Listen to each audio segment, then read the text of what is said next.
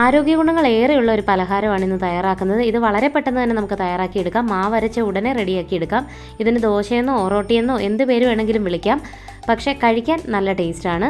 ഇതിനു വേണ്ടി ഞാനിവിടെ എടുത്തിരിക്കുന്നത് അരക്കപ്പ് നുറുക്ക് ഗോതമ്പാണ്. നുറുക്ക് ഗോതമ്പും അരക്കപ്പ് പച്ചരിയുമാണ് വേണ്ടത്.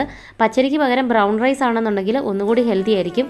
അതുപോലെ നുറുക്ക് ഗോതമ്പ് ഇല്ലെങ്കിൽ നമുക്ക് പകരം ഗോതമ്പ് പൊടി ഉപയോഗിക്കാം. അപ്പോൾ ഇത് രണ്ടും കൂടി നന്നായിട്ടൊന്ന് കഴുകാം. കഴുകിയിട്ടൊരു 2 മണിക്കൂർ വെള്ളത്തിൽ കുതിർത്ത് വയ്ക്കാം. ഇപ്പോൾ ഏകദേശം 2 മണിക്കൂർ ആയിട്ടുണ്ട്. ഇനി ഇതിനെ നമുക്ക് മിക്സിയിലിട്ട് നന്നായിട്ടൊന്ന് അരച്ചെടുക്കണം. ഇനി ഇതിലേക്ക് ഒരു 1/4 കപ്പ് വെള്ളം ഒഴിച്ചു കൊടുക്കാം. വെള്ളത്തിൻ്റെ അളവ് കൃത്യമായിരിക്കണം. 1/4 കപ്പ് ഒഴിച്ചിട്ട് നന്നായിട്ട് ഇതിനെ ഒന്ന് അരച്ചെടുക്കാം. നല്ല സ്മൂത്തായിട്ട് അരച്ചെടുക്കാം. ഇനി ഇതിലേക്കൊരു 1/2 കപ്പ് തൈര് കൂടി ചേർത്ത് കൊടുക്കണം. എന്നിട്ട് ഇതിനെ വീണ്ടും ഒന്ന് അടിച്ചെടുക്കാം. തൈര് നല്ല പുളിയുള്ളതാണെന്നുണ്ടെങ്കിൽ 1/4 കപ്പ് ചേർത്താൽ മതിയാവും. മൊത്തത്തിൽ നമുക്കിതിൽ വേണ്ട വെള്ളത്തിൻ്റെ അളവ് 1 കപ്പ് വെള്ളവും 1/2 കപ്പ് തൈരും എന്നുള്ള അളവിലാണ് ഞാൻ ചേർത്തിരിക്കുന്നത്. ഒരുപാട് വെള്ളം കൂടുകയും ചെയ്യരുത്, കുറയുകയും ചെയ്യരുത്. ഈ ഒരു അളവ് കൃത്യമായിരിക്കും. ഇനി ഇതിലേക്ക് ഒരു സവാള ചെറുതായിട്ട് അരിഞ്ഞത് ചേർത്ത് കൊടുക്കാം. ഒരു ക്യാരറ്റ് ഗ്രേറ്റ് ചെയ്തത് ചേർത്ത് കൊടുക്കാം. പിന്നെ വേണ്ടത് 1 ടേബിൾ സ്പൂൺ ഇഞ്ചി ചെറുതായിട്ട് അരിഞ്ഞത്, ഒരു തണ്ട് കറിവേപ്പില ചെറുതായിട്ട് അരിഞ്ഞത്, എരിവിനനുസരിച്ച് പച്ചമുളക്. ഞാനിവിടെ ഒരു 2 പച്ചമുളക് ചെറുതായിട്ട് അരിഞ്ഞ് ചേർത്തിട്ടുണ്ട്. ആവശ്യത്തിനുള്ള ഉപ്പും ചേർത്ത് കൊടുക്കാം. ഇതിലേക്ക് വേറെ ബേക്കിംഗ് സോഡയോ അങ്ങനെയുള്ള കാര്യങ്ങളൊന്നും ചേർക്കുന്നില്ല. ഇത്രയും മാത്രമേ ഉള്ളൂ. എന്നിട്ട് ഇതിനെ നന്നായിട്ട് മിക്സ് ചെയ്യാം. ഈ ഒരു അയവിൽ വേണം നമ്മുടെ മാവിരിക്കാൻ. ഒരുപാട് അങ്ങ് കട്ടിയായിട്ട് തോന്നുകയാണെന്നുണ്ടെങ്കിൽ അല്പം വെള്ളം കൂടി ചേർക്കാം. ഇതായിരിക്കും കറക്റ്റ് പരുവം. ഇനി നമുക്ക് ഇത് സാധാരണ ദോശ ചുടുന്നത് പോലെ ഇങ്ങനെ ചുട്ടെടുത്താൽ മാത്രം മതി. ഒരു ഫ്രൈ പാൻ ചൂടാക്കാം, ഒരു ദോശക്കല്ല് ചൂടാക്കാം. നോൺ സ്റ്റിക്ക് ആണെന്നുണ്ടെങ്കിൽ എളുപ്പം ഇളകി വരും. അതല്ലെങ്കിൽ ഒരല്പം എണ്ണ പുരട്ടി കൊടുക്കണം. എന്നിട്ട് ദോശ ഇങ്ങനെ പരത്താം. പച്ചരി ആയതുകൊണ്ട് മുകൾ വശം ഡ്രൈ ആവാൻ സാധ്യതയുണ്ട്. അതുകൊണ്ട് ഇതൊന്ന് അടച്ചു വെക്കണം. 1 മിനിറ്റ് ഒന്ന് അടച്ചു വെക്കണം.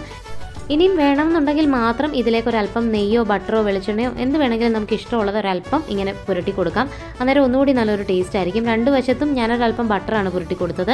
എന്നിട്ട് 2 വശവും നന്നായിട്ട് മുരിച്ചെടുക്കണം. നല്ല ടേസ്റ്റാണ്. ഇങ്ങനെ മുരിച്ച് ഇങ്ങനെ എടുക്കുമ്പോൾ നല്ല ടേസ്റ്റാണ് കഴിക്കാൻ.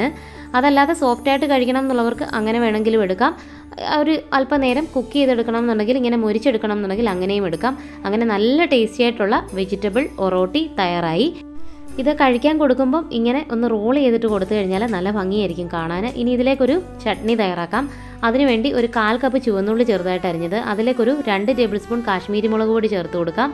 പിന്നെ വേണ്ടത് 1 നുള്ള് കായപ്പൊടി, ഒരു 1/4 ടീസ്പൂൺ ഉപ്പും. ഈ ചമ്മന്തി നമ്മൾ നേരത്തെ തയ്യാറാക്കിയിട്ടുണ്ട്. ഈ മുളക് പൊടി ചമ്മന്തി ഒരുപാട് പേര് ഇത് ഉണ്ടാക്കി നോക്കിയിട്ട് നല്ല അഭിപ്രായം പറഞ്ഞൊരു ചമ്മന്തിയാണ്. ഇത്തരം ദോശയുടെ ഒക്കെ കൂടെ ഒറോട്ടിയുടെ ഒക്കെ കൂടെ നല്ലൊരു കോമ്പിനേഷനാണ് ഈ ചമ്മന്തി.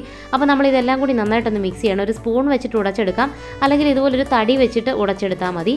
എന്നിട്ട് ഇനി ഇതിലേക്ക് വെളിച്ചെണ്ണ തിളപ്പിച്ച് ഒഴിച്ചു കൊടുക്കണം. 2 ടേബിൾ സ്പൂൺ വെളിച്ചെണ്ണയാണ് ഞാൻ തിളപ്പിച്ച് ഒഴിച്ചു കൊടുത്തേക്കുന്നത്. ആ വെളിച്ചെണ്ണയുടെ ചൂടിൽ ഈ മുളക് പൊടിയൊക്കെ ഒന്ന് മൂത്ത് കിട്ടും, ഉള്ളിയൊക്കെ. അല്ലാതെ നേരിട്ട് നമ്മൾ ചൂടാക്കണ്ട. ഈ ചൂട് വെളിച്ചെണ്ണ ഒഴിച്ചു കൊടുത്താൽ മാത്രം മതി. ഇനി ഇതിലേക്ക് ഒരല്പം വെള്ളം തിളപ്പിച്ചിട്ട് അതും ആവശ്യത്തിന് ഒഴിച്ചു കൊടുക്കാം. നമ്മുടെ ചമ്മന്തിക്ക് എത്ര കട്ടി വേണോ അത്ര വെള്ളം ഒഴിച്ചു കൊടുക്കാം. എനിക്കൊരു 3 ടേബിൾ സ്പൂൺ വെള്ളമൊക്കെയാണ് വേണ്ടി വന്നത്. അത് എത്ര വേണോ അവരവരുടെ ഇഷ്ടത്തിനനുസരിച്ച് ഒഴിച്ചു കൊടുത്ത് നന്നായിട്ട് മിക്സ് ചെയ്യാം. നല്ല ടേസ്റ്റി ആയിട്ടുള്ള മുളക് പൊടി ചമ്മന്തിയും തയ്യാറായി.